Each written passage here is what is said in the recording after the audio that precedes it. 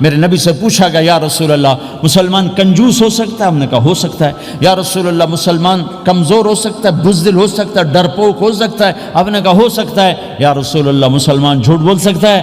آپ نے کہا نہیں، جھوٹ نہیں بول سکتا، جھوٹ نہیں بول سکتا۔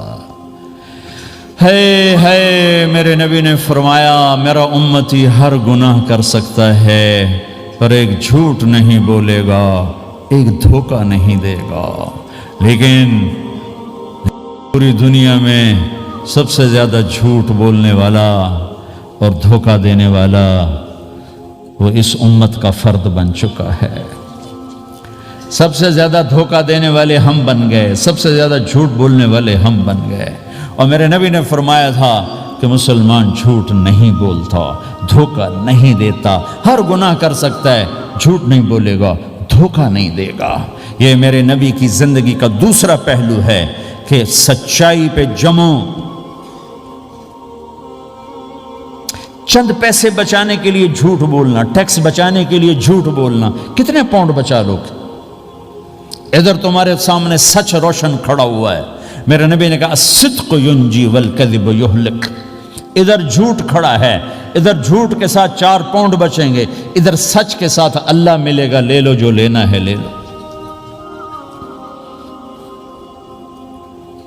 ہاں، الا لعنت اللہ علی الکاذبین، جھوٹوں پہ اللہ کی لعنت۔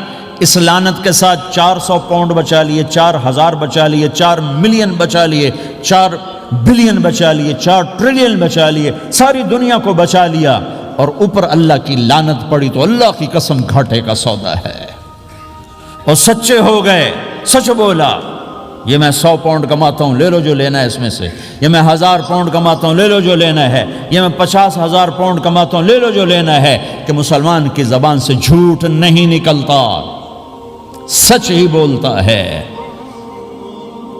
آپ تشریف لے جا رہے ہیں، ایک آواز ہے یا رسول اللہ، آپ نے یوں دیکھا کوئی نظر نہیں آیا، پھر آواز ہے یا رسول اللہ، تو آپ نے دیکھا کہ ہرنی ڈیر چھوٹی وہ کھڑی ہوئی رسی میں بندھی، تو آپ نے کہا کیا ہوا؟ کہا جی آپ کا صحابی مجھے پکڑ کے لایا ہے، میرے چھوٹے چھوٹے بچے بھوک سے رو رہے ہوں گے، آپ مجھے چھوڑ دیں، میں بچوں کو دودھ پلا کے واپس آ جاتا، مجھے پتا ہے میرے اللہ کی تقدیر میرے بارے میں کیا ہے۔ تو آپ نے کہا اگر تو واپس نہ آئی تو پھر؟ تو اس نے کہا مجھے اللہ جہنم میں ڈال دے۔ آپ نے اس کی رسی کھول دی، خود وہیں بیٹھ گئے۔ اس نے دوڑ لگائی اور پہاڑوں میں گم ہو گئے۔ تھوڑی دیر کے بعد وہ دوڑتی ہوئی آئی اور آ کے سر یا رسول اللہ میں حاضر ہو گیا۔ تو آپ نے اس کو باندھ کے وہیں آپ بیٹھ گئے نہیں۔ دیر کے بعد وہ صحابی آئے جو انہوں نے اس کو شکار کیا تھا، پکڑا تھا، تو کہنے لگے، ان کا یا رسول اللہ آپ یہاں کیسے؟ کہ میں ایک درخواست لے کر آیا ہوں۔ کہ کیا؟ کہ یہ ہرنی مجھے ہدیہ کر دو۔ کہ یا رسول اللہ سب کچھ آپ کا ہے، کہ بس یہ ہدیہ کر دو۔ یا رسول اللہ حاضر۔ تو آپ نے اس کو لے کر رسی اس کی گردن سے نکالی کہ جا بچی اپنے بچوں کے پاس جا کے خوشی منا۔ سچ نجات دیتا ہے اور جھوٹ ہلاک کرتا ہے۔ ایک ہرنی جان کی بازی کھیل گئی سچ بولنے کے لیے، تم چند پاؤنڈوں پہ جھوٹ بولتے ہو، ایمان کو برباد کر کے رکھ دیتے ہو۔ مسلمان جھوٹ نہیں بولتا، مسلمان دھوکہ نہیں دیتا، مسلمان کی زبان سے سخت بول نہیں نکلتا، کسی کو بے عزت نہیں کرتا، کسی کو کی بے اکرامی نہیں کرتا، کسی کا دل نہیں توڑتا، کسی کو ذلیل نہیں کرتا، خود سہتا ہے، اوروں کو خوشیاں دیتا ہے، خود دکھ سہتا ہے، اوروں کو راحت دیتا ہے، خود تکلیف سہتا ہے۔ یہ میرے نبی کے اخلاق ہیں، یہ میرے نبی کی زندگی ہے، اور یہ اسلام کا سب سے بڑا چیپٹر ہے اور سب سے مشکل چیپٹر ہے۔ جب میرے نبی نے لمبی نمازیں پڑھی تو اللہ نے روک دیا کہ میرے حبیب ما انزلنا علیک القرآن لتشقى، اتنی لمبی نماز نہ پڑھ کے تو تھک جائے۔ میرے نبی نے تبلیغ میں زور دکھایا تو اللہ نے روک دیا فَلْتَذْهَبْ نَفْسُكَ عَلَيْهِمْ حَسَرَاتٍ، میرے نبی اتنا غم نہ کر کے آپ خود ہی آہیں بھرتے بھرتے آپ مر جائیں۔ میرے نبی نے مال سارا خرچ کیا، اللہ نے اس سے بھی روک دیا وَلَا تَبْسُطْهَا كُلَّ الْبَسْطِ فَتَقْعُدَ مَلُومًا مَحْسُورًا، اتنا خرچ نہ کریں کہ آپ خود پھر دکھی ہو کے بیٹھ جائیں۔ خرچ کرنا بہت بڑا عمل، تبلیغ سب سے سارے عملوں کا سردار عمل، تبلیغ سے بڑا کوئی کام ہوتا تو اللہ نبیوں کو دیتا، اگر تبلیغ سے بڑھ کر کوئی کام ہوتا تو اللہ نبیوں کو دیتا، گشت سے بڑھ کر کوئی محنت ہوتی تو اللہ نبیوں کو دیتا۔ 950 سال نوح علیہ السلام گشتی کر رہے ہیں، اور اللہ کی مان لو، اللہ کی مان لو۔ اتنا عظیم عمل کا میرے نبی درمیانہ نماز سب سے بڑی عبادت، میرے نبی درمیانہ کام۔ لیکن جب میرے نبی نے اخلاق اچھے کیے، دشمن کو معاف کرنا۔ لیکن ایک آدمی آپ سوئے ہوئے تھے، آپ کی تلوار لٹکی تھی، ایک آدمی آیا، اس نے آپ کی تلوار اتاری اور یوں ہماری پسلی میں، آپ اٹھ کے بیٹھ گئے۔ اب وہ قتل کے ارادے کے لیے آ چکا ہے اور تلوار یہاں ہے، کہتا من یمنعک منی، اب بول تمہیں کون بچائے گا؟ تو آپ نے مسکراتے ہوئے کہا اللہ، تو اس کے ہاتھ سے تلوار گر پڑی، تو آپ نے اٹھا لی، آپ نے یوں سیدھی کی، اب تو بچا، تجھے کون بچائے گا؟ وہ کہنے لگا مجھے تو ہی بچائے گا۔ وہ تو اللہ کو جانتا نہیں تھا، کہا بابا مجھے تو ہی بچائے گا۔